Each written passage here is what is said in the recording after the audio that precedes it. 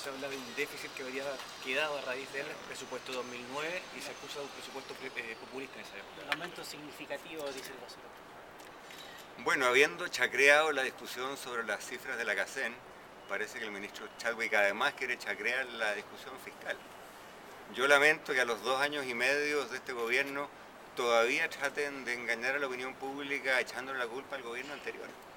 Yo creo que el ministro Chadwick podría utilizar más productivamente su tiempo, por ejemplo, llamándole la atención a los 3 ministros que están haciendo campaña de sus respectivos ministerios, cosa bastante reñida, creo yo, con las buenas prácticas.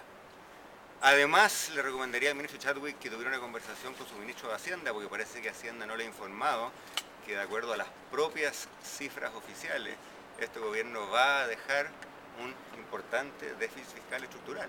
Un gran forado, habló. Exactamente. ¿Por qué dije eso? Por un lado, porque las cifras oficiales nos hablan de un déficit estructural de 1 punto del PIB, y eso es sin tomar en cuenta varias partidas de gasto que se han legislado que no están en esos cálculos, y eso además con las proyecciones bastante poco creíbles del rendimiento del cambio tributario.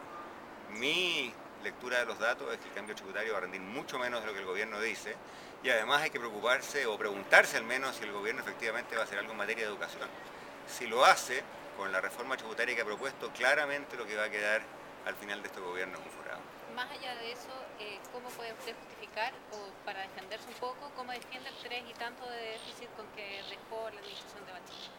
Es que ocurre lo siguiente, yo invitaría al ministro Chadwick que revise los principios fundantes de la macroeconomía que dicen que en años buenos hay que tener un superávit y en años malos corresponde tener un déficit. En los años buenos corresponde ser riguroso y en los años malos corresponde ser generoso. Y precisamente nuestro gobierno fue generoso, entregamos bonos extraordinarios, hicimos obras públicas especiales, capitalizamos a Codelco, y por eso la crisis en Chile duró menos de 1 año, y en países como España o Italia, Francia, Bélgica, Grecia, ha durado 5, 6 y probablemente dure 8 o 9 o 10 años. Pero supuestamente este va a ser un año malo considerando la crisis mundial. No es lo que dicen las cifras oficiales. Las cifras oficiales nos indican que el primer año de Sebastián Piñera, el segundo y el tercero han tenido precios del cobre bastante más altos que el precio de largo plazo, y eso sugiere que es un año de vacas gordas, son las cifras oficiales, no las que yo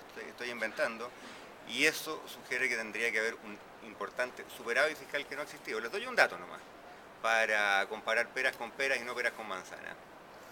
Nosotros tuvimos el año 2007, antes de que reventara la crisis, un precio del cobre bastante similar al que existe hoy, y el superávit fiscal fue más de 7 puntos porcentuales del PIB. Este año y el año pasado, más o menos, centavos más, centavos menos, con los mismos precios del cobre, este gobierno ha tenido ya sea un presupuesto balanceado, un muy leve superávit fiscal de aproximadamente 1 punto del PIB. Así que yo creo que en materia de rigor fiscal y en materia de seriedad y en esa capacidad para ser riguroso cuando hay que serlo y ser generoso cuando hay que serlo, la comparación entre los dos gobiernos habla por sí sola. Para ser riguroso solamente se está cumpliendo el espíritu de la regla fiscal. Lo que ocurre es que este gobierno cambió la meta de la regla fiscal, y lo que implica que no va a hacer esfuerzo fiscal alguno.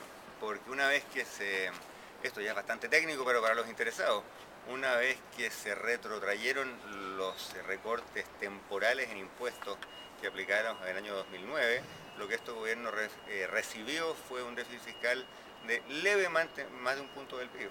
Y cuando termine su gestión 4 años más tarde, nos va a entregar un déficit fiscal estructural de levemente, según las cifras oficiales, 1 punto del PIB, algo más de 1 punto del PIB. Entonces, ¿cuál es el esfuerzo fiscal hecho en 4 años? Absolutamente ninguno.